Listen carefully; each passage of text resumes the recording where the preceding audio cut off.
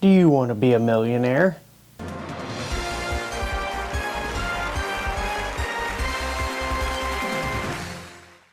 Don't we all? It's not every day somebody gets that title.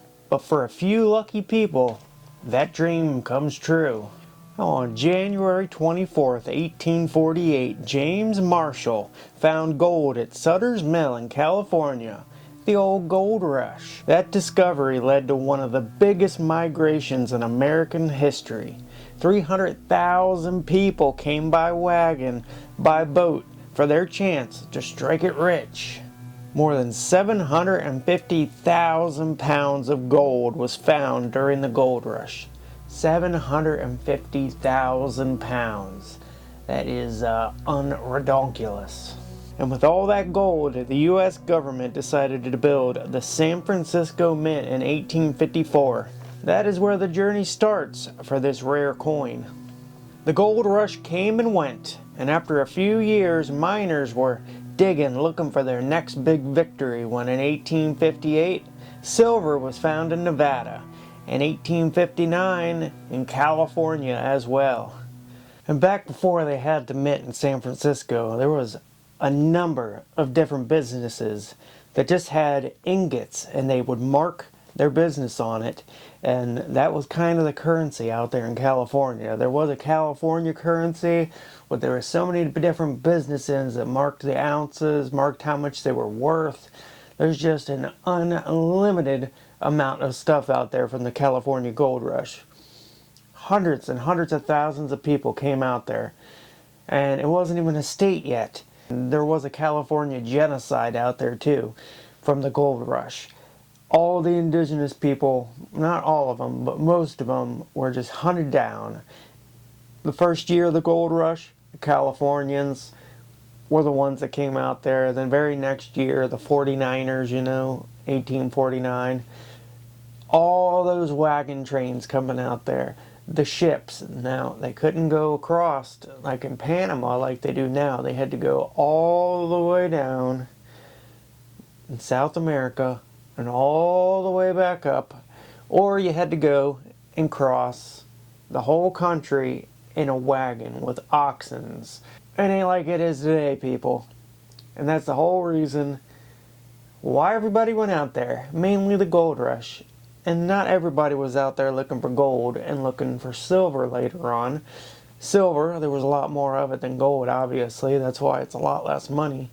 But there was silver, California, Nevada, I'm sure New Mexico, a bunch of areas around there in the mountains. High silver area. Gold along the Sierra Nevadas, gold galore. 700 plus thousand pounds of gold. 700,000 pounds. That is a lot. So the mint stayed in operation, minting gold and silver coins. All the miners bringing in their bullion. In 1891, Charles Barber designed coinage to take over the long-lived seated Liberty coins. They started being minted in 1892, and they minted proof coins of the Barber Dime every year except 1916, just like they had done since the beginning of the 1800s. They took a limited number of coins and polished the dies, sometimes striking the coin multiple times to make high detail and adding a sheen, frosty, and reflective. Most of the Barber Dime proofs today are worth between $500 to $1,000, with some exceptions.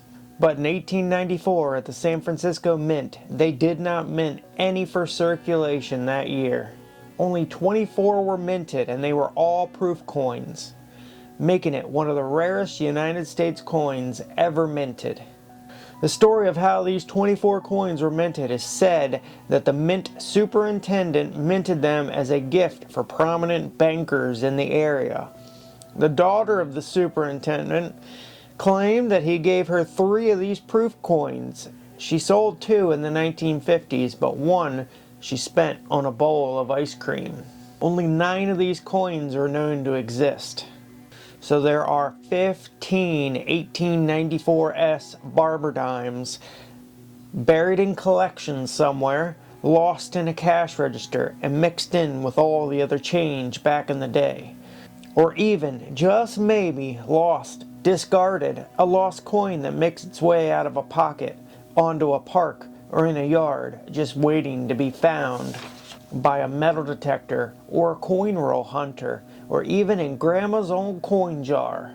One of the 9 coins found was found at Gimbel's department store in an old junk box and sold for $2.40 in 1957.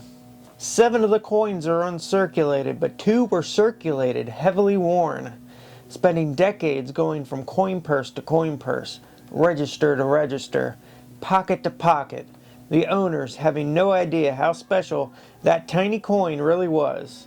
A number of these coins have been put on the market for collectors to buy. In the 1990s, one sold for $825,000. Another in 2005 for $1,035,000. And another $1.3 million that same year. In 2007, $1.9 million was spent on one of these coins, but the most expensive example of how much these coins are worth was in 2016. At an auction, the finest example, graded at proof 66, sold for $1,997,500.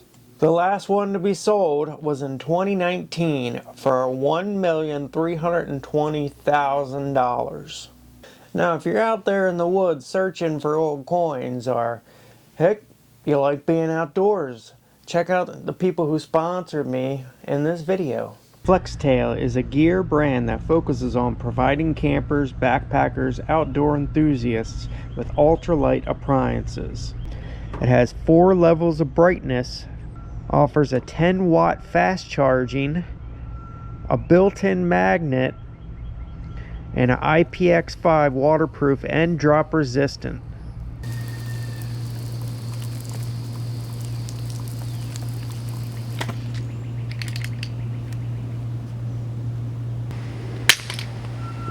The Tiny Repel from Flextail. Mosquito repellent for up to 50 hours. You can use it as an emergency power bank. It is ultra light, weighing 148 grams. Dura Repel technology. You can put 2 mosquito repellent packs in there, or just one, whatever you find your fancy. There will be a link in the description and at the bottom of the screen, and use the code FLEXTAIL15 will get you 15% off for anything on their site. Unlike other rare coins where no circulated coins have ever been found, this one has 2 examples of circulated coins. The fact that there are still 15 coins that no one knows where they could be should give everybody hope to look through your old coin collection. Keep your eyes peeled.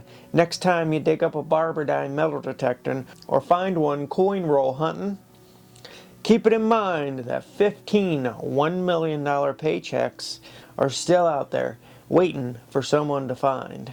The Barber coins were the end of an era for the old coin proofs. 1817 was the first year that the mint decided to make proof coins for collectors.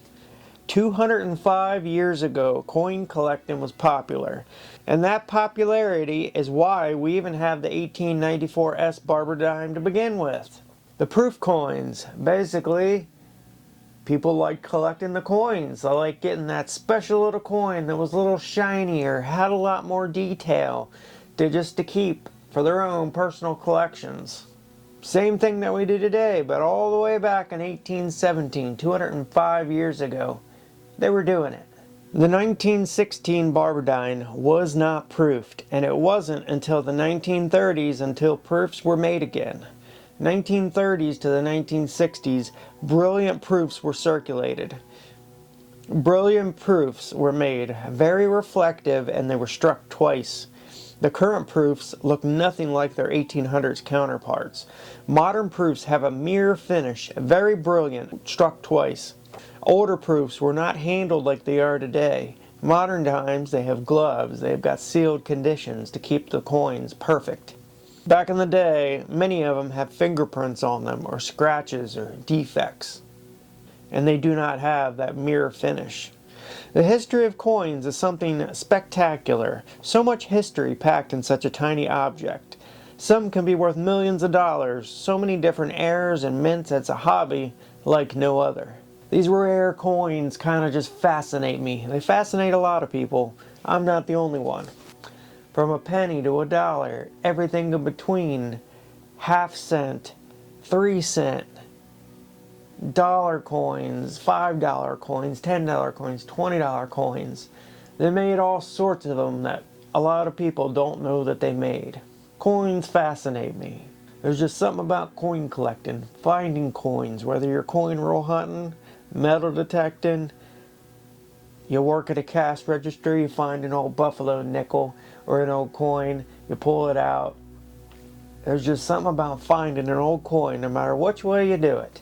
Find it in an old floorboard in your old house, under the floor, you're doing remodeling work, in an old brick wall. However you find them, something fascinating about it. And that's why it's so popular. 15 of them still out there. I know the chances are probably pretty rare, but get out there, look for them, and I hope one of you find it. Or me, I ain't putting that down. Oh yeah, baby.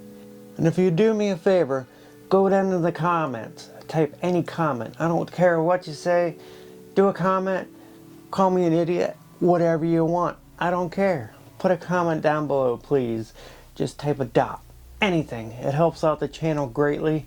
YouTube really likes that. If you comment, like, subscribe, whatever you want to do, please do something. Help me out. Please help the YouTube gods finally look down on a feller, you know?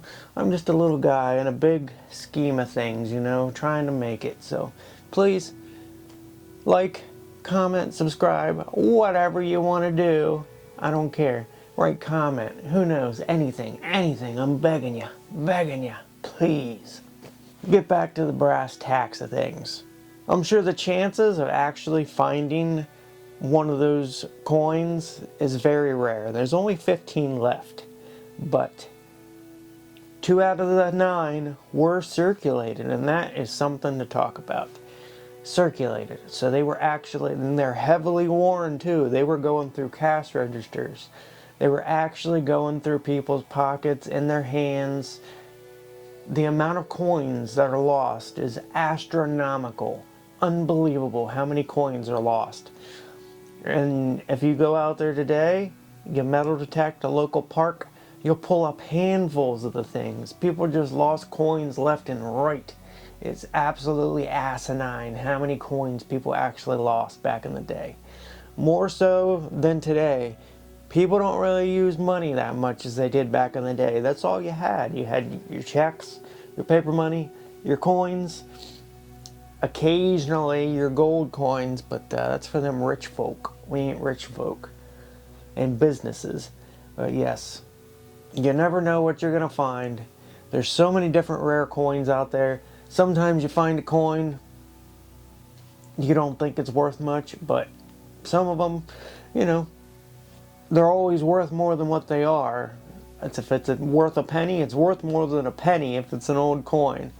So no matter what it is, a coin is worth more than it is melted. You don't want to be melting your silver coins down. They're worth more as a coin. Keep the little bit of history. Don't melt them down, turn them into ingots, silver ingots or anything. Just keep it a coin. It's a coin, it's a piece of history. Any bit of history is worth saving, especially coins. Hope you'll like this video. We haven't done a coin video in a while. I should start doing them more often. People seem to like them. Thank you for watching. We'll see you on the next. Peace.